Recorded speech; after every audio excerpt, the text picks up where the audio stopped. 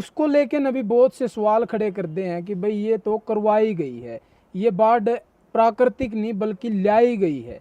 और इस तरह के सवाल जब खड़े हुए हैं उस बाढ़ के ऊपर, तो उसी पर चर्चा करने के लिए फिलहाल हम डॉक्टर देवेंद्र बलारा जी के साथ हैं और चर्चा करना चाहेंगे कि इनका क्या मानना है, क्या सच में वो बाढ़ लाई गई है या फिर वो प्राकृतिक बाढ़ है।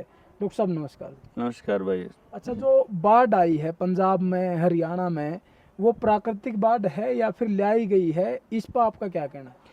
पहली बात तो ये है आशीष भाई, हम लोगों को देखना पड़ेगा कि जो बाढ़ है वो किस कारण से आई है और वो कारण मैन मेड है या वो अपने आप से हुआ है। ठीक है।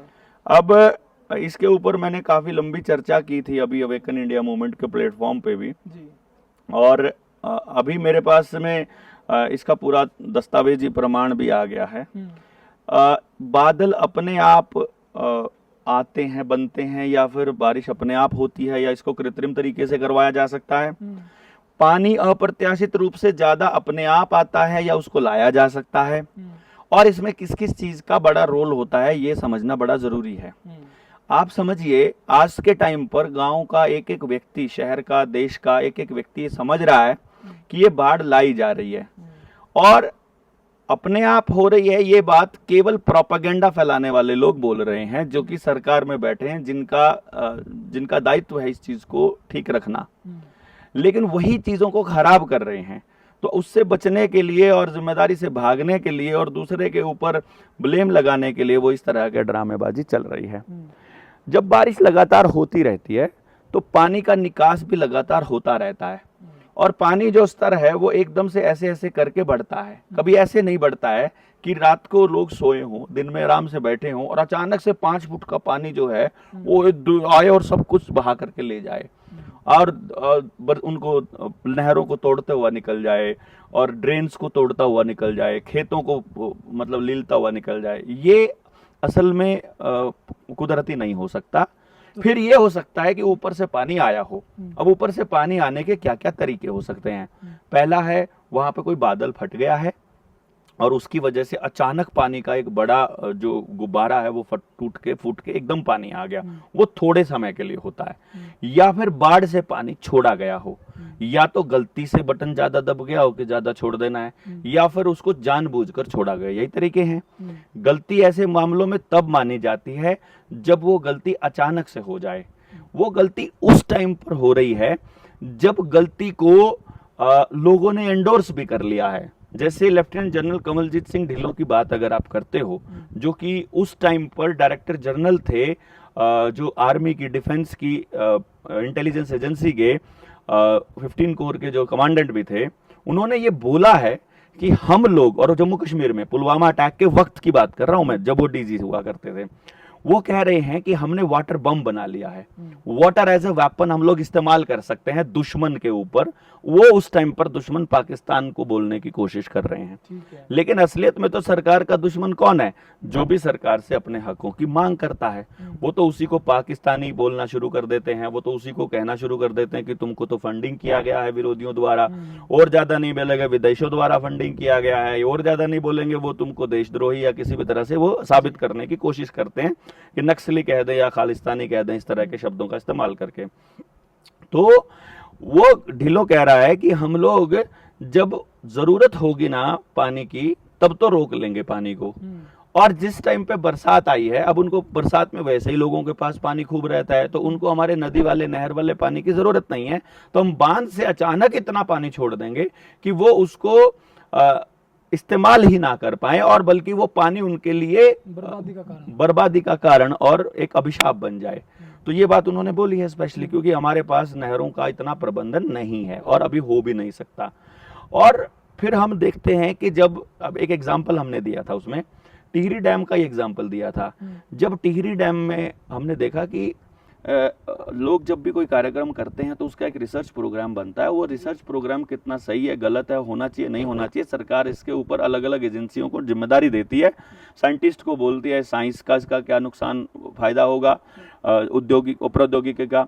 उधर से वो इनको बोलती है एनवायरमेंटलिस्ट को, पर्यावरणविद को, कि भाई पर्यावरण का कोई नुकसान फायदा होना है तो वो बताओ। उधर से फिर वो दूसरे लोगों को, स्थानीय लोगों को बोलती है आपको फायदा होगा कि नुकसान होगा, उद्योगों को फायदा होगा कि नुकसान होगा, फिर इस डैम से हम क्या क्या फायदे निकाल सकते हैं। वो कह रहे हैं नहरों में पानी देंगे, जहाँ तक पानी नहीं पहुँचा वहाँ तक पानी पहुँचाएंगे, पीने का पानी उपलब्ध होगा, और हम लोग बिजली बनाएंगे बांध से, और पानी को स्टोरेज किया जा सकता है ताकि आपदा के समय पे यूज़ किया जा सके। ये बोल रही है सरकार। अब वो सरकार आपको कह रही है, तो ऐसा हुआ भी तो है कि भाई वो नहरों का जाल बिछाया गया है, या फिर राजस्थान के जो खेत लगते हैं या फिर हिसार भिवानी के जो इलाके हैं उनमें भी तो पानी पहुंचाया गया है। पानी पहुंचाया गया है, ये इसलिए पहुंचाया है, क्या उन्होंने सब जगह पहुंचा दिया है? क्या इसके लिए मतलब 70 साल, 60 साल, 50 साल काफ़ी नहीं होते हैं?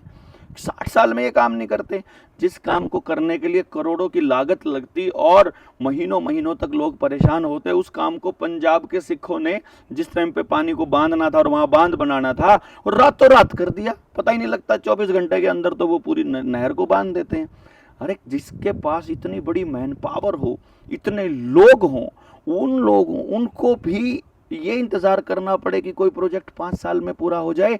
ये केवल तब होता है जब वो लोग उसको कंट्रोल करने की, उसको लोगों को दिखाने की, उसके नाम पर धांधली करने की कोशिश कर रहे होते हैं। अब उन्होंने कहा कि बिजली बनेगी 1700 मतलब अरब और यूनिट्स जो हैं वो बिजली की ज़रूरत की खपत हैं इंडिया की, और जो टोटल बांध हैं लगभग 5700 बांध हैं पूरे भारत के अंदर, उन 5700 से ज़्यादा बांध जितने भी हैं, उन बांधों से टोटल 170 अरब यूनिट बिजली ही बनती है। यानी कि टोटल जो खपत है उसका मात्र 10% ही बांध से मिलता है। और उसका पर्यावरण का जो, केवल मैं जो बता रहा था कि रिसर्च की गई, पर्यावरणविदों ने जो रिपोर्ट दी, जितनी सरकार की एजेंसी थी उन सारी एजेंसियों ने डैम बनाने को पर्यावरण के खिलाफ बोला था, और उन सारी रिपोर्ट्स को, उन सारी रिकमेंडेशंस को दरकिनार करते हुए वो बांध बना दिया गया, जो कि आज ये साबित हो रहा है कि 2040 तक की मियाद है उसकी। अच्छा, 40 तक की, यानी 40 साल की डैम की मियाद है। 2006 में पूरा हुआ है बनके, और अब आप देख लीजिएगा, यानी 2040 तक आपकी ज़िंदगी, यानी आपके बच्चे जो हैं वो मौत की कगार पे पहुंचेंगे। अब उसमें पानी भरते समय इतना समय लग गया, भरने में इतना टाइम लगा, खाली करने में भी इतना ही समय लगेगा। या तो डैम को खाली एकदम कर दोगे तो सारा इलाका डूब जाएगा, सबको बर्बाद कर देगा, और अगर आराम आराम से खाली करोगे तो इतनी देर में खाली, फिर डैम बनाने का फ़ायदा क्या हुआ? इसका जो असल फ़ायदा था वो था उद्योगों को कॉन्टिन्यूसली सप्लाई देना पानी की, जो कि नहरों से संभव नहीं थी। अगर नहरों से उद्योगों को पानी देते तो नहरें खाली हो जाती और किसान बगावत कर देता, तो डैम बनाकर इकट्ठा करके उद्योगों को सप्लाई चालू कर दी उन्होंने। उद्योगों को कैसे, मतलब वहाँ से अलग सप्लाई करी जाती? बिल्कुल अलग सप्लाई की जाती है, जैसे कि पावर हाउस से किसी खास इंडस्ट्री को स्पेशल सप्लाई जाती है जो 24 घंटे चलने वाली होती है, जैसे पीजीआई जैसा इंस्टीट्यूशन है या कोई दूसरा ऐसा इंस्टीट्यूशन है जहाँ बिजली से ही सब कुछ चलता है, अनलिमिटेड सप्लाई चलती होती है, वहाँ पे कोई लिमिट नहीं होती है। बाकी सारे कानून हर जगह लागू होते हैं, वहाँ पर लागू नहीं होते हैं। इसी तरह से बादल फटने की घटनाओं की बात मैं करता हूँ।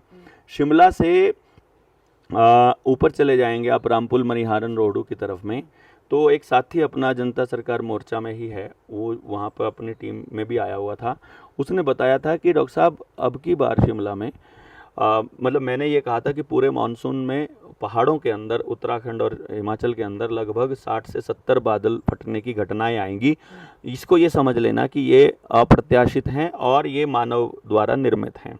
तो पता चला कि केवल हिमाचल में शिमला से ऊपर के इलाके में ही 80 से ऊपर जो बादल फटने की घटनाएं आ चुकी हैं। और इस्लामाबाद का वो वीडियो भी आपने देखा होगा जहां बादल के बीच में चार्ज के द्वारा उस बादल के हिस्से को तोड़ने की कोशिश की जा रही है। तो फिर उसके बाद हार्प टेक्नोलॉजी के बारे में तो आपने वियतनाम वॉर के बारे में सुना हो। वियतनाम वॉर में उन लोगों ने मानसून को ही 6 महीने तक आगे सरकाते रहे थे वो। अनिल माधव दवे जो हमारे पर्यावरण मंत्री थे, उन्होंने भी ये कहा था अपनी मौत से पहले कि अमेरिका हार्प टेक्नोलॉजी द्वारा भारत का मौसम नियंत्रण कर रहा है। और आईआईटी कानपुर ने भी ये बोल दिया है कि हम लोग, आईआईटी मद्रास ने कि कानपुर ने, शायद मेरे को अभी दिमाग से निकला, उन्होंने भी ये बोला है कि कृत्रिम बारिश करवाई जाएगी। दिल्ली के मंत्री मनिंदर सिरसा बोल रहा है कि मैं जुलाई के महीने में हम लोग अप्लाई कर दिया है और हम कृत्रिम बारिश करवाने वाले हैं। और कृत्रिम बारिश रोज आ रही है। रामगढ़ के इलाके में, इधर जयपुर के पास में बांध के ऊपर ड्रोन उड़ाए गए, शशांक जो उनका पायलट था, और वो कह रहा है कि 40 मिनट तक 2 घंटे तक वो जुड़े तो 40 मिनट तक बारिश होती रही। इसका मतलब वो लोग अपने तरीके से बारिश को करवाने और रोकने का एक्सपेरिमेंट कर चुके हैं।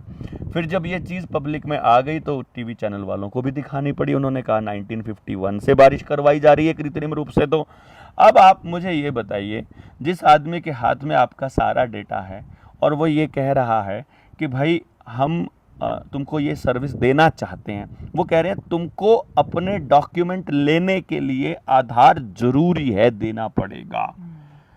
मैं इस बात में आकर के यहाँ फंस जाता हूँ कि आपने अगर वो आधार नहीं दिया तो आज वो आपके बच्चे की पढ़ाई को बाधित कर सकते हैं, उसके एग्ज़ाम्स को बाधित कर सकते हैं। आप कल को उनकी बात ना मानो, वो पानी के ऊपर टोटल कंट्रोल करके आपको गुलाम नहीं बनाएंगे, इसकी गारंटी कौन ले रहा है? सिर्फ ये बता दो। इसका मतलब कहीं ना कहीं पानी पर नियंत्रण करके मानवता को नियंत्रण करने का खेल चल रहा है।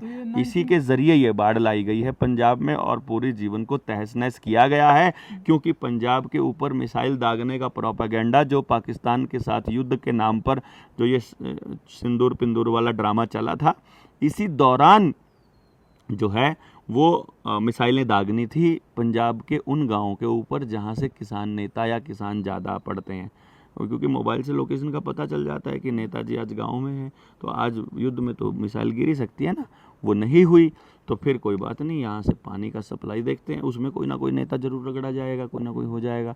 ये इट्स ऑल बेसिकली प्लान्ड। और ये जो पंजाब के लोगों ने जो एक साथ संगठित होकर सरकार के सामने डटकर मुकाबला किया है सरकार का, इससे घबराई हुई है सरकार और हर हाल में बर्बाद करना चाहती है पश्चिमी उत्तर प्रदेश, हरियाणा और पंजाब के इलाके को, क्योंकि इनके इस प्रोपेगेंडा को, इस षड्यंत्र को समझने और लोगों को समझाने और लड़ने और लोगों को तैयार करने का काम केवल ये क्षेत्र कर रहा है इस वक्त। जी, तो आपका भी मानना ये है कि बाढ़ लाई गई है, ये अपने आप या फिर प्राकृतिक तरीके से बाढ़ नहीं आई है? बिल्कुल नहीं आई है। जितने भी दर्शक देख रहे हैं वो अपनी अपनी राय कमेंट सेक्शन में जरूर रखें, और अगर वीडियो अच्छी लगी हो तो वीडियो को शेयर जरूर करें। मिलते हैं जल्दी नई वीडियो के साथ, नई अपडेट के साथ। तब तक के लिए आपके पास कमेंट सेक्शन है, आप इस वीडियो में अपनी अपनी राय जरूर